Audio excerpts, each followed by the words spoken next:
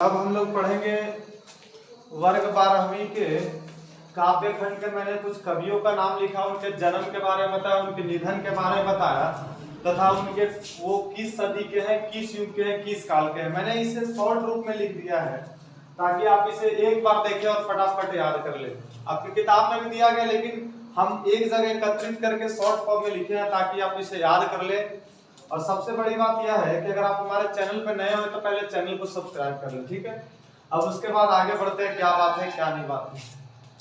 आप जब वर्ग 12वीं पढ़ते होंगे तो वर्ग 12वीं के काव्य खंड में सबसे पहला चैप्टर आता होगा जिसका नाम होगा मलिक मोहम्मद जायसी द्वारा लिखा गया कड़बक्श।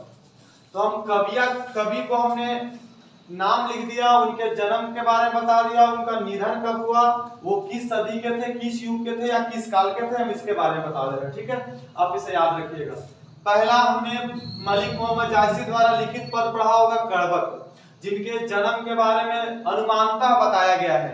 हम इसे लिखना नहीं सोच रहे थे लेकिन लिख दिया। अनुमानतः वाला जितने भी होते हैं वो आपके एग्जाम में बहुत कम पूछते, रेयर केस में पूछते, न के बराबर अनुमानता वाला। अगर आप इसे याद करते हैं तो याद भी कर लीजिएगा। इनका जन्म अनुमानता मतलब अनुमान के रूप में बताया गया है, सही नहीं है। हो सकता है अनुमान में आगे भी हो सकता है, पीछे भी हो सकता है। इनका जन्म 1492 अनुमानता, इनका निधन भी अनुमानता, ये भी इसको भी आप न के बराबर आप सोचिएगा। ये पूछता जल्द बहुत कम है, लेकिन मैंने लिख दिया इनका अनुमानता निधन हुआ है 1548 में। और ये जो 15वीं सदी के पहले के कवि थे, 15वीं सदी के पहले, उत्तरार्ध में होता है पहले। दूसरा है सूरदास, इनके भी जीवनी के बारे में जन्म नहीं पता, लेकिन अनुमान के रूप में बताया जाता है कि इनका जन्म 1478 अनुमान से। जैसे मान के चलो कभी कभी आपको कोई बात पता नहीं है, कोई पूछ दिया कि फलना कौन था, तो आप बता सकते हैं कि याद नहीं है, लेकिन हाँ फलना आदमी होगा, अभी इतना याद नहीं। तो अनुमानता के रूप में है कि सूरदास का जन्म हुआ है, लेकिन अनुमान के रूप में बताया गया है कि 1478 में हुआ था।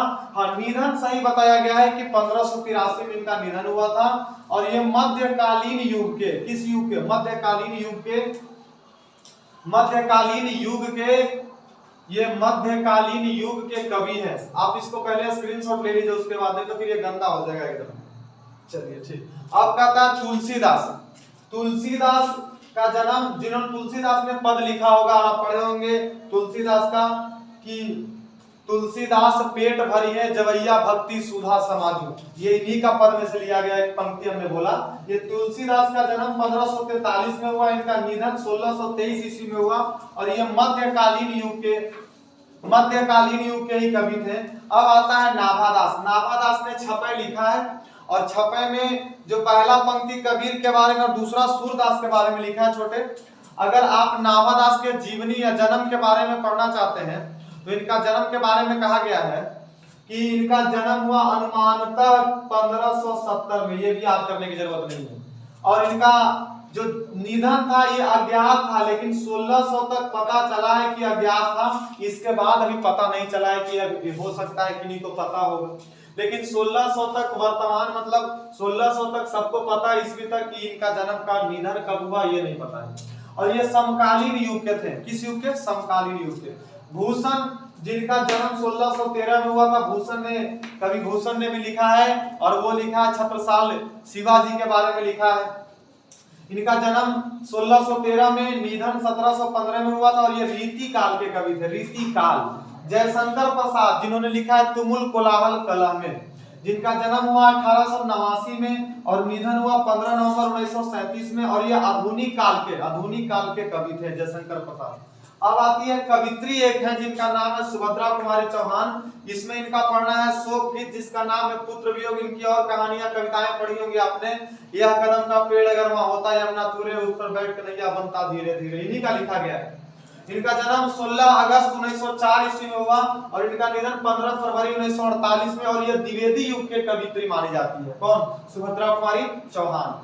अब इसके बाद आता है शमशेर बहादुर सिंह, जिन्होंने आपके पंक्ति में लिखा है उषा, जिनके जन्म हुआ 13 जनवरी 1911 में, निधन हुआ 1993 में। आधुनिक युग के कवि थे शमशेर बहादुर सिंह, आधुनिक युग के, अभी के युग के मतलब आधुनिक। गजानन माधव मुक्तिबोध, जिन्होंने लिखा है जन जन का चेहरा एक, गजानन माधव मुक्तिबोध, जिन्होंने लिखा है जन जन का चेहरा एक। जिनका जन्म हुआ है 13 नवंबर 1917 में और निधन हुआ है 11 सितंबर 1964 में। और ये 20वीं सदी के उत्तरार्ध माने 20वीं सदी के बाद वाले कवि हैं। अब कहता है कि रघुवीर सहाय जिन्होंने जिनका जन्म रघुवीर सहाय का जन्म जो कहता है 9 दिसंबर 1929 ईस्वी में और निधन 30 दिसंबर 1990 में, और इनका भी काल था जो 20वीं सदी के बाद का ही था। अब सबसे नीचे आते हैं विनोद कुमार शुक्ल। विनोद कुमार शुक्ल जिनका जन्म 1 जनवरी 1937 में हुआ है, इनके निधन आपके किताब में नहीं दिया गया, तो निश्चित है कि आपके एग्जाम में कभी नहीं पूछेगा, आपको याद करने की कोई जरूरत नहीं है कहीं से भी। और ये 20वीं सदी के कवि माने जाते हैं। और अशोक वाजपेयी जिनका जन्म हुआ 16 जनवरी 1941 ईस्वी में और जिनके निधन के बारे में अज्ञात है, और ये भी 20वीं सदी के ही है, 20वीं सदी के ही है। अब आता है सबसे नीचे ज्ञानेंद्र पति जिन्होंने लिखा है गांव का घर। ज्ञानेंद्र पति जिन्होंने लिखा है गांव का घर, इनका जन्म भी कहा गया 1 जनवरी 1950 में और इनका निधन नहीं दिया गया है, और ये भी 20वीं सदी के कवि हैं। मैंने इसे लिखकर आपको बता दिया ताकि आप इसे अपने कॉपी में नोट करके आप याद कर लें, और आपके एग्जाम में इसमें से निश्चित है कि 3 या 4 नंबर के ऑब्जेक्टिव प्रश्न आते हैं, जो आप याद किए रहिएगा तो आपको कोई दिक्कत होने वाला नहीं। आप इसे आसानी से समझ के आप स्क्रीनशॉट ले लेंगे और स्क्रीनशॉट से आप इसे समझ सकते हैं। बाकी फिर अगले वीडियो में पढ़ेंगे इसके 12th के और कुछ इंपॉर्टेंट टॉपिक अब अगले बार डालने वाला। आप अगले टॉपिक को ध्यान से देखिए। अगर आप चैनल पे नए हैं तो सब्सक्राइब कर ले, हमारे लिए बहुत अच्छा होगा, और आपके लिए भी, और लाइक करें, कमेंट करें, सब अच्छा लगेगा आपको।